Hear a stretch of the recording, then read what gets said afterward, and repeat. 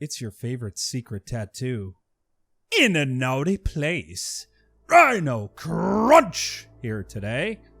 All right, dudes, I have something very special for you today. And before we get into the trailer, I want to show you this trailer because I'm curious to see what you guys think of it. I think it looks incredible, okay? Honestly, this looks like one of the biggest games of 2020, hands down. And again, this goes back to my idea of the best games ever made have zero marketing budget. I've seen nothing about this game in commercials, anything. Nobody's talking about none of that, and that normally is a really good sign. That means that they're too busy making an awesome game to care about advertising it. So with that being said, this is not an advertisement. This is not a paid sponsorship. This is a game that I'm super excited to play. Post in the comments what you guys think as it's happening, dude. I want to see just first thing that comes to mind as you're watching it. All right, let's get into it.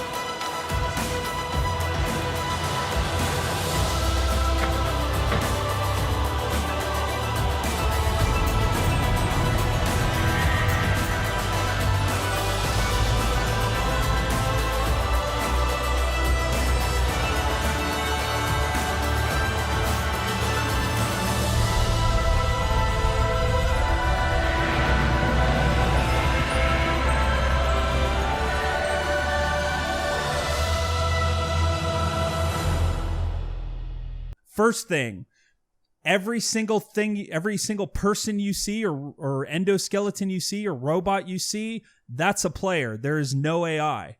The second thing, there is delimbing. I've been waiting for this for years. When are we going to get to the point where we can just shoot off people's arms?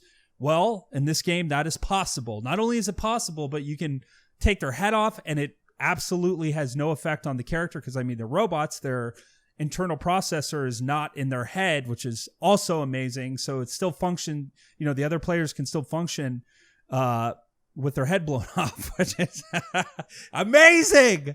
Then there's fully destructible penetration. I don't know the name of it.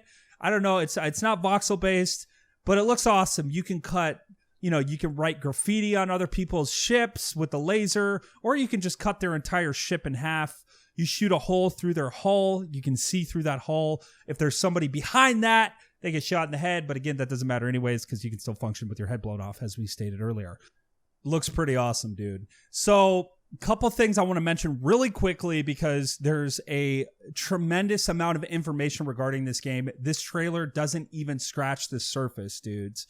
Okay, so first thing that I thought was really cool was how you had to physically store the resources. A lot of times there's virtual resources where you magically put it in your pocket, but you actually never see it until you pull it back out.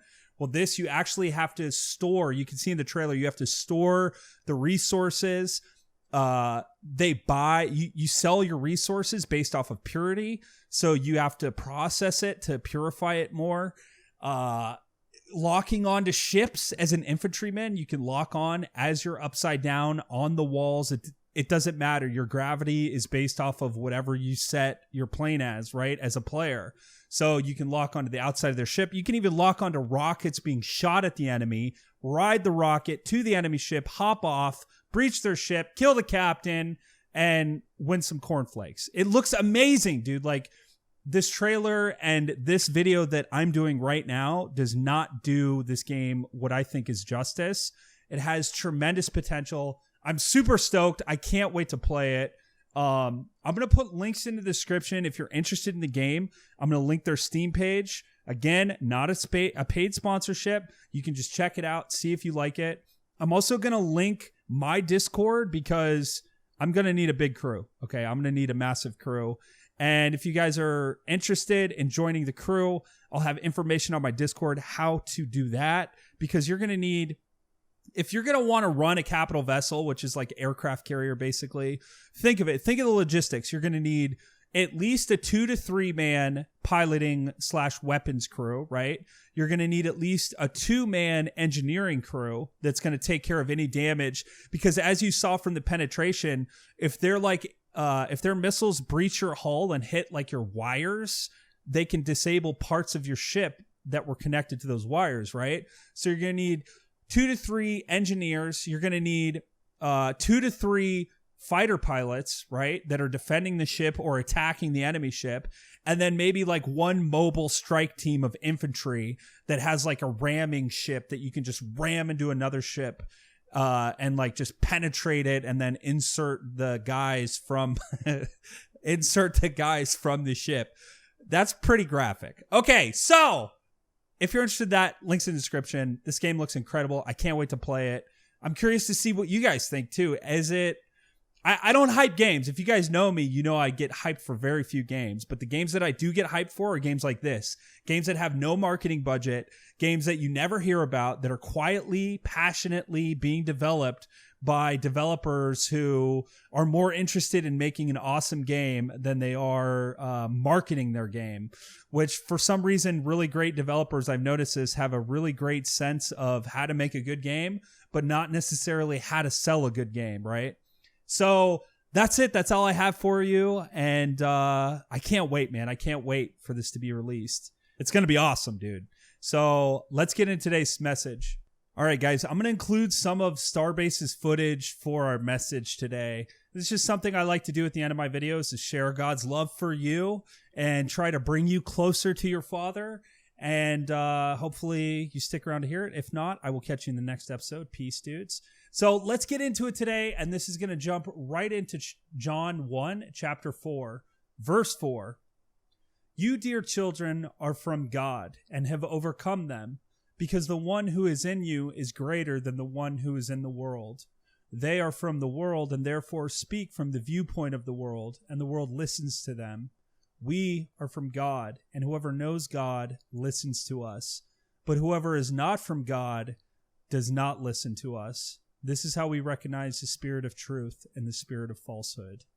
So one thing I want to mention is a lot of times I personally struggle with challenges, and a lot of the challenges are my own challenges that I create for myself. Right? I will put obstacles in my head for things that I want to accomplish or things I want to do, and I'll say, you can't do that. You can't really make it out there. You can't really finish this video in time. You can't. And sometimes it's us, right? Sometimes it's us creating our own obstacles, and sometimes it's God in us overcoming these obstacles. Okay. And so that's the nature of free will, right? We allow God to take over parts of our life, and we also don't allow God to do things, right? That is the whole nature of it, right? Otherwise it wouldn't be free will. If we didn't have a choice whether we believed, if we didn't have a choice whether to make choices, then we would just be automatons. And a lot of times the choices that we make are not God's choices, even though he has a clear path, notwithstanding he has a clear path set before us that ends in goodness and peace and love and all of that. We still make dumb decisions, right? But I think the thing, again, that I cannot stress enough with you guys is this idea of God in us and us knowing him. We know him at our core level. It's written in heaven. It's written in the book of life. It's written in our souls. When Jesus was coming into Jerusalem, he said that even the rocks would cry out if the people didn't cry out for me. The rocks. Our entire existence, the fundamental existence of our reality was created by our Father who we know, okay? So I want to encourage you that this isn't a distant relationship that you're having with some omnipotent being who doesn't know every hair on your head, who doesn't know your heart's desires when you're alone, who doesn't know what you're thinking or what you're planning or who you want to be or what you want to overcome. This is a person who is ingrained in the very essence of who you are in you, God in you. And I just want to encourage you to let go and let God is I love that quote, but just don't forget that God is always in you and he can overcome all things through you. It's not you, okay? Don't make the mistake that I've made in the past of thinking it's us. It's not us. It's God in us. And greater is he that is in us that is in the world, right? He's better. We're better because he is in us. And I just want to encourage you that. And a reminder, dudes, I'm not going to tell you to call like a helpline or donate to this church or do that. But there is an open invitation from Jesus Christ 24 hours a day, 7 days a week, 365 days a year for you to have an intimate relationship with him and our Father God who created us. And I want to encourage you to open the doorway, say a prayer to God, and I promise you that it's going to blow your mind. I can't emphasize this enough.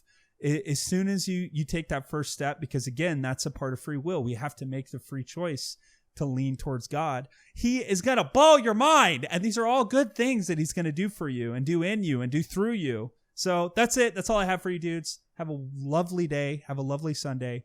Peace and God bless.